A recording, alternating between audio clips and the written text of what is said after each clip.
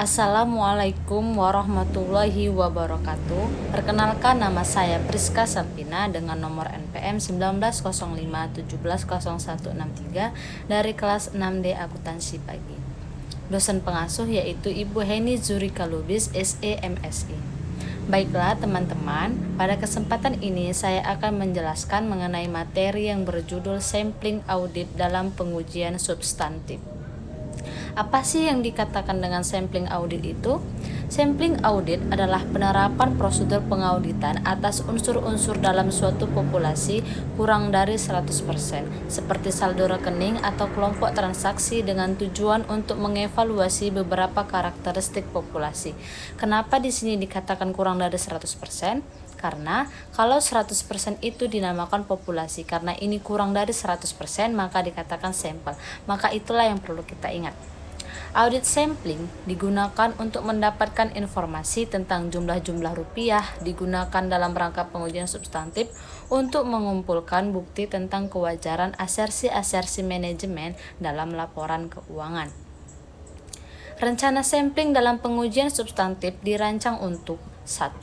Memperoleh bukti bahwa suatu saldo rekening tidak bisa salah saji secara material, misalnya nilai buku piutang dagang, atau yang kedua, membuat suatu estimasi independen mengenai jumlah tertentu, misalkan nilai persediaan yang tidak dicatat pada nilai bukunya. Kemudian materi selanjutnya yaitu ketidakpastian risiko sampling dan risiko audit. Apa sih yang dimaksud dengan sampling audit? Sampling audit dalam pengujian substantif dipengaruhi baik oleh risiko sampling maupun risiko non-sampling. Risiko sampling yang berkaitan dengan pengujian substantif adalah yang pertama, risiko kesalahan menerima atau biasa disebut risiko beta, yaitu risiko bahwa sampel yang mendukung kesimpulan bahwa saldo akun tidak berisi salah saji material, padahal kenyataannya saldo-saldo tersebut salah saji secara material, berkaitan dengan efektivitas audit. Kemudian risiko kesalahan menolak biasa disebut risiko alfa, yaitu risiko bahwa sampel yang mendukung kesimpulan bahwa saldo akun berisi salah saji secara material pada kenyataannya saldo akun tidak berisi salah saji secara material, berkaitan dengan efisiensi audit. Selanjutnya, pendekatan sampling statistik. Ada dua pendekatan sampling statistik yang bisa digunakan oleh auditor dalam pengujian substantif, yaitu yang pertama sampling PPS dan yang kedua sampling variabel klasik. Perbedaan kedua pendekatan tersebut ialah bahwa sampling PPS didasarkan pada teori sampling atribut, sedangkan sampel variabel klasik didasarkan pada teori distribusi normal. Sampling PPS yaitu probability proportional to size. Sampling PPS adalah suatu pendekatan yang menggunakan teori sampling atribut untuk menyatakan kesimpulan dalam jumlah nominal, bukan sebagai tingkat penyimpangan. Jenis sampling ini bisa digunakan dalam pengujian substantif atas transaksi dan saldo-saldo. Model ini terutama diterapkan dalam pengujian transaksi dan saldo untuk lebih saji bermanfaat dalam pengujian untuk yang pertama, piutang pada saat kredit yang tidak dapat diaplikasikan dalam akun pelanggan tidak signifikan. Yang kedua, sekuritas investasi. Kemudian, pengujian harga persediaan jika terdapat sedikit perbedaan yang diantisipasi. Kemudian, tambahan aktiva tetap. Tujuan utama sampling adalah untuk melakukan estimasi secara independen asas kelompok transaksi atau saldo. Rencana sampling. Tahap-tahap dalam rencana sampling adalah: pertama, menentukan tujuan rencana; kedua, merumuskan populasi dan unit sampling; ketiga, menentukan ukuran sampel; keempat, menentukan metode pemilihan sampel; kelima, melaksanakan rencana sampling; dan yang keenam, mengevaluasi hasil sampel. Menentukan ukuran sampel. Rumus untuk menentukan ukuran sampel adalah N sama dengan NB dikali FK per SD dikurang AS dikali FE, di mana NB nilai buku populasi yang diuji, FK ialah faktor keandalan untuk resiko keliru, menerima yang ditetapkan salah saji ditoleransi, SD yaitu antisipasi salah saji. Menentukan metode pemilihan sampel. Metode yang paling banyak digunakan dalam sampling PPU adalah pemilihan sistematik. Metode ini membagi total rupiah populasi menjadi interval-interval rupiah yang sama. Rumusnya IS sama dengan NB per N. Kemudian, melaksanakan rencana sampling. Yang pertama, auditor menerapkan prosedur pengauditan yang sesuai untuk menentukan suatu nilai menurut audit untuk setiap unit logis yang diikut sertakan dalam sampel.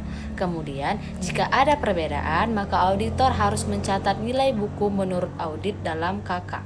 Kemudian, info atas selanjutnya akan dipakai untuk melakukan proyeksi atas total salah saji dalam populasi. Kemudian mengevaluasi hasil sampel. Jika salah saji tidak diperoleh, maka faktor cadangan risiko sampling atau CSR terdiri dari satu komponen yang disebut presisi dasar PD atau rumusnya PD sama dengan FK dikali IS. Jika saji ditemukan, maka auditor harus menghitung proyeksi total salah saji dalam populasi maupun cadangan risiko sampling untuk menentukan batas atas salah saji terlalu tinggi. Selanjutnya, BAS dibandingkan dengan SD. Rumusnya presentasi perbedaan sama dengan nilai per buku dikurang nilai per audit dibagi nilai per buku proyeksi salah saji sama dengan presentasi perbedaan dikali interval sampling. Rumus cadangan risiko sampling yaitu CSR sama dengan PD dikali KC. Keterangan di mana PD presisi dasar, KC yaitu kenaikan cadangan yang disebabkan oleh salah saji. Kemudian ada keuntungan dan kerugian pemakaian sampling PPS. Kelebihannya yaitu kelebihan sampling PPS adalah sampling PPS umumnya lebih mudah untuk digunakan daripada sampling variabel klasik karena auditor dapat menghitung ukuran sampel dan mengevaluasi hasil sampel secara langsung atau dengan bantuan tabel. Kemudian, ukuran sampel PPS tidak didasarkan pada beberapa ukuran penyimpangan yang diestimasi pada nilai audit. Sampling PPS secara otomatis menghasilkan sampel yang sudah distratifikasi karena item-itemnya dipilih dalam proporsi pada nilai rupiahnya. Kemudian, pemilihan sampel sistematis PPS secara otomatis menunjukkan beberapa item yang secara individual signifikan jika nilai-nilainya melebihi pisah batas atas moneter. Kemudian, jika auditor memperkirakan tidak ada salah saji, sampling PPS biasanya akan menghasilkan ukuran sampel yang lebih kecil daripada hasil dari sampling variabel klasik. Kemudian, sampel PPS lebih mudah dirancang dan pemilihan sampel dapat dimulai sebelum tersedia populasi yang lengkap. Sebaliknya, sampling PPS mempunyai kekurangan sebagai berikut. Yang pertama, sampling PPS mengandung asumsi bahwa nilai audit unit sampling harus tidak kurang dari 0 atau lebih besar dari nilai bukunya. Kemudian, jika kekurang sajian ditunjukkan dalam sampel tersebut, evaluasi atas sampel tersebut memerlukan pertimbangan khusus. Kemudian, pemilihan saldo 0 dengan tanda yang berbeda memerlukan pertimbangan khusus. Evaluasi PPS dapat melebihi ASR jika salah saji ditemukan dalam sampel. Sejalan dengan meningkatnya jumlah salah saji yang diperkirakan, ukuran sampel yang sesuai juga meningkatkan. Kemudian ada sampling variabel klasik. Dalam pendekatan ini, teori distribusi normal digunakan dalam pengevaluasian karakteristik populasi berdasarkan hasil sampel yang digambarkan dari populasinya.